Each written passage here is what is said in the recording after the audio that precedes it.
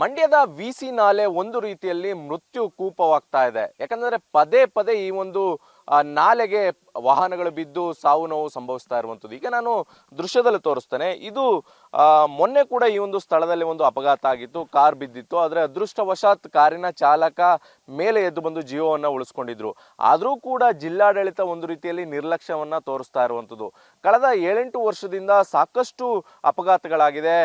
ಒಂದು ಕಡೆ ಕನಕನಮರಡಿ ಆಗಿರ್ಬೋದು, ಮಾಚಳ್ಳಿ ಆಗಿರ್ಬೋದು, ಹೀಗೆ ಸಾಕಷ್ಟು ಕಡೆಯಲ್ಲಿ ಒಂದು ರೀತಿಯಲ್ಲಿ ಅಪಘಾತಗಳ ಸಂಭವಿಸಿ ಸಾವು ನೋವುಗಳಾಗಿರುವಂಥದ್ದು. ಅದರಲ್ಲೂ ಕೂಡ ಸುಮಾರು 40ಕ್ಕೂ ಹೆಚ್ಚು ಜನರು ಸಾವನ್ನಪ್ಪಿರುವಂಥದ್ದು ಅಂಕಿಅಂಶಗಳು ಹೇಳ್ತಾ ಇರುವಂಥದ್ದು. ಈ ಒಂದು ಪ್ರದೇಶ ಏನಿದೆ, ಇದು ರಸ್ತೆ ಇದೆ. ರಸ್ತೆ ಬದಿಯಲ್ಲೇ ನಾಲೆ ಹರಿಯುವ ಕಾರಣಕ್ಕೋಸ್ಕರ ಇಲ್ಲಿ ಸಾಕಷ್ಟು ಅಪಘಾತಗಳಾಗ್ತಾ ಇದೆ. ರಸ್ತೆ ಕಿರಿದಾಗಿದೆ. ಜೊತೆಗೆ ರಸ್ತೆಯೂ ಕೂಡ ಅಷ್ಟಾಗಿ ಒಳ್ಳೆ ರೀತಿಯಲ್ಲಿಲ್ಲ. ಸಾಕಷ್ಟು ಗುಂಡಿಗಳು ಬಿದ್ದಿರುವಂತ ಕಾರಣಕ್ಕೋಸ್ಕರ ಗುಂಡಿಯನ್ನ ತಪ್ಪಿಸ್ಲಿಕ್ಕೆ ಹೋಗಿ ನಾಲೆಗೆ ಬಿದ್ದಂತ ಸಾಕಷ್ಟು ಉದಾಹರಣೆಗಳಿದೆ.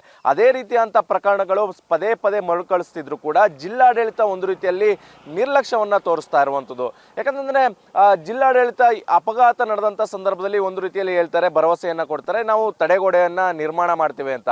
ಆದ್ರೆ ಈವರೆಗೂ ಕೂಡ ತಡೆಗೋಡೆಯನ್ನ ನಿರ್ಮಾಣ ಮಾಡುವಂತ ಕೆಲಸವನ್ನ ಮಾಡ್ತಾ ಇಲ್ಲ. ಯಾಕಂದ್ರೆ ಕಳೆದ 7 ವರ್ಷಗಳ ಹಿಂದೆ ನಡೆದಂತ ಕನಕನಮರಡಿ ದುರಂತದ ಸಂದರ್ಭದಲ್ಲೇ ಭರವಸೆಯನ್ನ ಕೊಟ್ಟಿದ್ರು.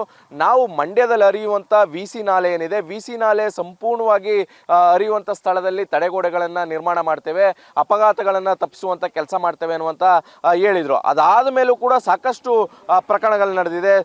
ಕೆಲವೊಂದು ಪ್ರಕರಣಗಳಲ್ಲಿ 3 ಜನ 4 ಜನ ಈ ರೀತಿಯಂತ ಸಾವುಗಳು ಸಂಭವಿಸ್ತಾ ಇದ್ರು ಕೂಡ ಜಿಲ್ಲಾಡಳಿತ ಮಾತ್ರ ಎಚ್ಚೆತ್ಕೊಳ್ತಾ ಇಲ್ಲ. ಪದೇ ಪದೇ ಈ ರೀತಿಯಂತ ಅಪಘಾತಗಳಾಗ್ತದೆ. ಅಪಘಾತ ಆದಂತ ಸಂದರ್ಭದಲ್ಲಿ ಮಾತ್ರ ನೆನಪಿಗೆ ಬರ್ತದೆ ಈ ಒಂದು ವಿಸಿ ನಾಲೆಗೆ ತಡೆಗೋಡೆ ಹಾಕಬೇಕು ಅಂತ. ಒಂದು ರೀತಿಯಲ್ಲಿ ಜಿಲ್ಲಾಡಳಿತ ಜೊತೆಗೆ ಜನಪ್ರತಿನಿಧಿಗಳು ಎಲ್ಲರೂ ಕೂಡ ಒಂದು ರೀತಿಯಲ್ಲಿ ನಿರ್ಲಕ್ಷ್ಯ ಆಗ್ತಾ ಇದೆ. ಈ ರೀತಿಯಂತ ನಿರ್ಲಕ್ಷ್ಯದಿಂದ ಪದೇ ಪದೇ ಅಪಘಾತಗಳಾಗ್ತಾ ಇರುವಂಥದ್ದು. ಮೊನ್ನೆ ಕೂಡ ಇದೇ ರೀತಿಯಂತ ಅಪಘಾತ ಸಂಭವಿಸಿರುವಂಥದ್ದು. ಈ ಸಂಭವಿಸಿದಂತ ಅಪಘಾತದಲ್ಲಿ ಕಾರು ಚಾಲಕ ಅದೃಷ್ಟವಶಾತ್ ಮೇಲೆ ಬಂದು ತನ್ನ ಜೀವವನ್ನು ಉಳಿಸ್ಕೊಂಡ್ರು.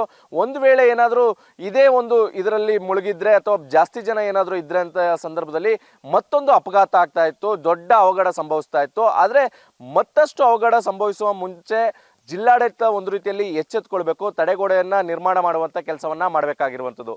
ಕ್ಯಾಮ್ರಾ ಪರ್ಸನ್ ಗುರುರಾಜ್ ಜೊತೆ ದಿಲೀಪ್ ಚೋಡಳ್ಳಿ, TV9 ಮಂಡ್ಯ.